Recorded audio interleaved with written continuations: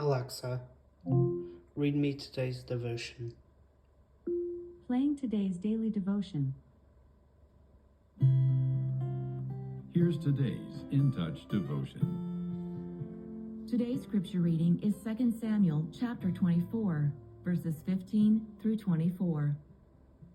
So the Lord sent a pestilence upon Israel from the morning until the appointed time, and 70,000 men of the people from Dan to Beersheba died.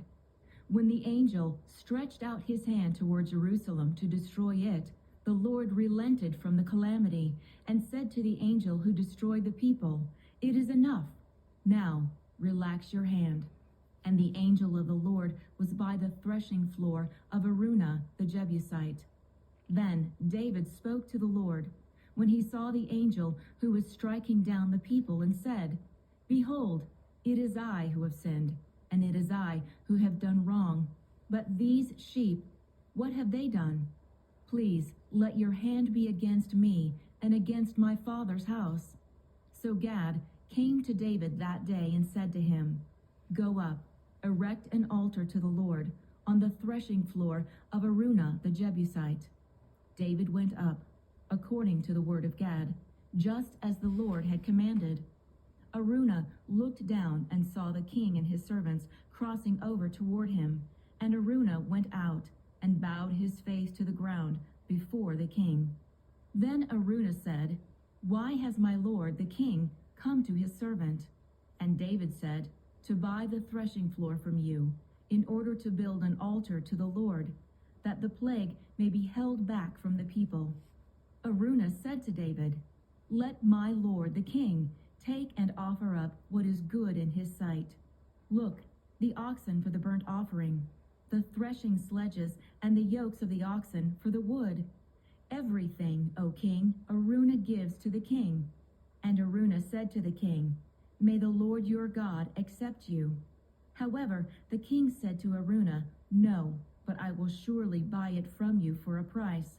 For I will not offer burnt offerings to the Lord, my God, which cost me nothing." So David bought the threshing floor and the oxen for 50 shekels of silver. When David wanted to build an altar to the Lord, Araunah the Jebusite wanted to give him land, oxen, and all the items he would need. But David knew burnt offerings that cost him nothing wouldn't be an acceptable sacrifice to the Lord. Likewise, God's sacrifice of his son wasn't free. In fact, it was extremely costly. We often hear about God's grace as a gift freely given to us.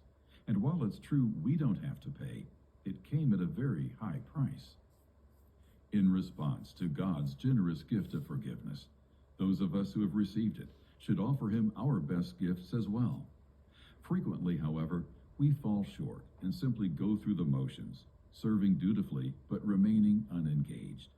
Or it could mean reserving our best energy for ourselves or others. We might even set God on the shelf for later, thinking we'll get back to him when we have a minute. But it's easy for time to get away from us before we make good on our intentions. In what way do you feel God inviting you to give him your time? What does it look like to give him your affection? Is there some part or parts of your life that the Lord is yearning for you to share with him? Let us be like David and give God our best, not just what's left over.